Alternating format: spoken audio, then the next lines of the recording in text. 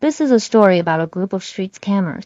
The beginning, Annie frowned, seemingly troubled by something, but the moment a man appeared, she quickly changed her expression, putting on a charming smile as she greeted him. From the very start, Annie had already chosen her target. It didn't take much effort to lure the man in. At the hotel, she excused herself to the bathroom calmly. She made a phone call. Meanwhile, in the living room, the man was already fantasizing about what would happen next.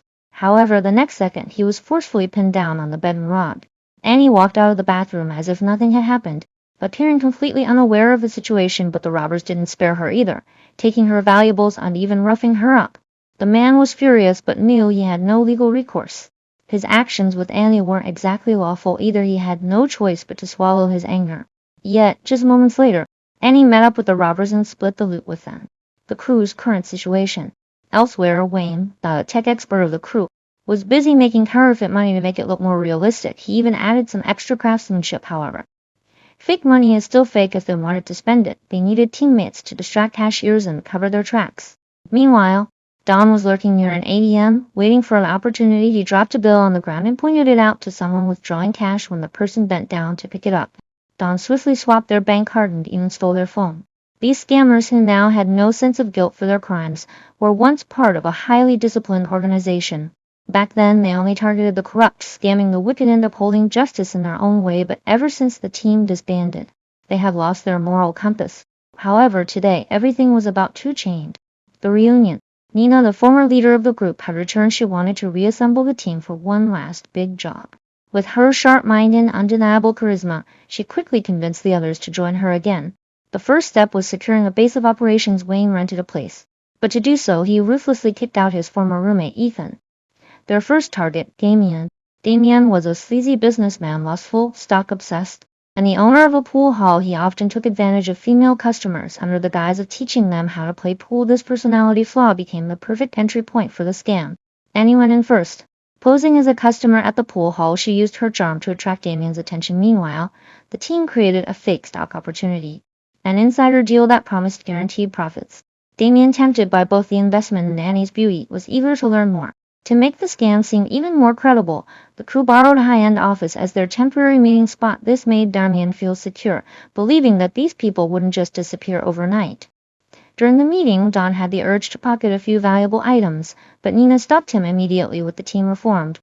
She wouldn't tolerate any reckless behavior. Discipline was everything, an unexpected variable. Just as their plan was in motion, Wayne's former roommate, Ethan, suddenly showed up. He wanted in. The team rejected him without hesitation. Furious, Ethan stormed off. Later, when the agreed meeting time with Damien arrived, the crew underestimated how cautious he was. Originally, he was supposed to invest at least $10,000. But fearing a scam, he insisted on starting with just $1,000 to test the waters. To gain his trust, Nina agreed and even told him which stock to buy. She only invested in short-term stocks, ensuring quick results. At this stage, the team needed to manipulate Damien's computer to make the fake investment appear real. However, to speed things up, Nina ordered Don to swap Damien's laptop with a fake one at a critical moment. Now, without his own device, Damien had to use another computer to check his stocks conveniently. Annie was right there with her laptop, offering it to him. When he saw the stock price rising just as Nina had predicted, his suspicions faded. He finally agreed to invest $10,000. The scam was a success. The betrayal. But Ethan wasn't someone to be ignored. Without discussing it with the team, he suddenly inserted himself into the con, acting on his own. Nina was immediately on edge. She was afraid he would ruin everything. After the meeting, Ethan once again asked to join the team. This time, Nina decided to test him. She handed him a $10 bill and challenged him. Whoever scams first wins. Ethan, after facing multiple rejections, grew even angrier. He went straight to Damien and exposed the entire plan. However, when Damien rushed to confront them at their supposed headquarters, the owners of the location almost called the police on him. Now he had only one way to reach them, a single phone number.